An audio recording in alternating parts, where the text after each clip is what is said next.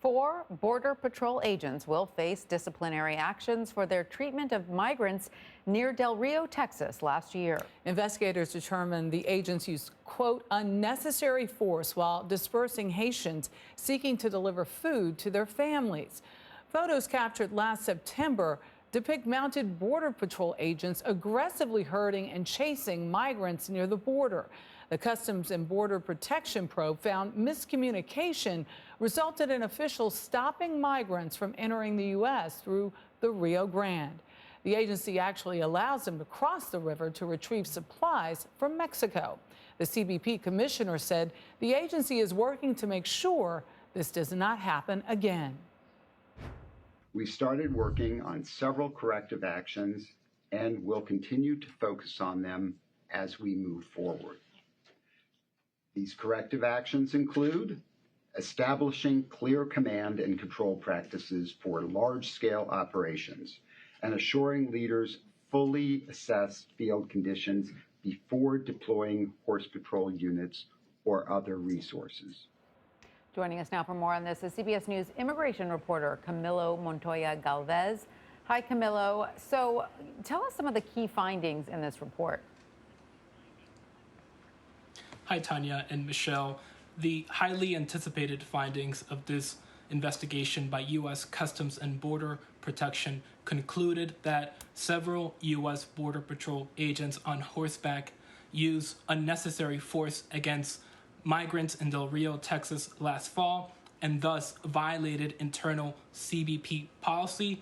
The main finding, Tanya and Michelle, is that several mounted Border Patrol agents improperly assisted Texas state officials in trying to stop migrants from crossing into Texas when they were going to Mexico and returning to deliver food and supplies to their families. And this was done despite the fact that it was federal CBP policy at the time to allow those migrants to go to Mexico to retrieve supplies and food and to return to U.S. soil to deliver those supplies and food to their family members. Some of these migrants, according to this report, even had tickets that U.S. officials provided them that were supposed to guarantee them safe passage.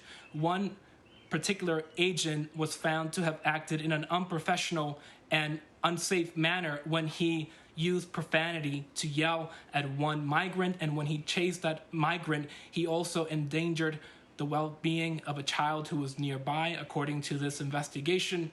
It is very important to note, however, that this investigation did not find any evidence that these Border Patrol agents on horseback used their horse reins to strike migrants. That was one of the concerns last fall. Yeah, I remember that. We all remember it. It's a scene that went viral. It sparked a lot of debate. If you watched the video, you saw what appeared to be people being herded like animals, and that was how many people described it. So what are changes, or what changes are being made to prevent it from happening again?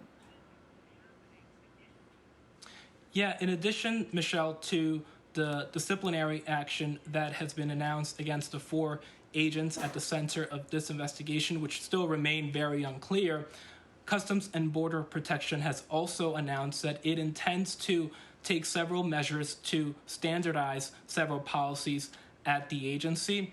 One of those steps is to improve communication and command structure at the agency, because according to this investigation, there was a lot of miscommunication that September day last year when this incident happened, Michelle. According to the investigation, Border Patrol agents had not received proper guidance from headquarters or other supervisors as to whether they were supposed to rather help Texas officials try to impede the passage of migrants. And that's why one Border Patrol supervisor, according to this report, allowed a unit of Horse Patrol agents to assist Texas officials in trying to disperse, chase, and impede migrants from coming to the U.S.-Mexico border. So that is something that the department is hoping to also improve in the coming months. Oh, a lot of light shed on this incident. Yeah. Certainly brought to mind a number of rules and regulations that many of us did not know, specifically with regard to the ability for those people to be able to access the Rio Grande. That's right. To shuttle food and supplies back and forth. That's not widely known, for sure. That is not widely known. Camilo Montoya-Galvez, we thank you.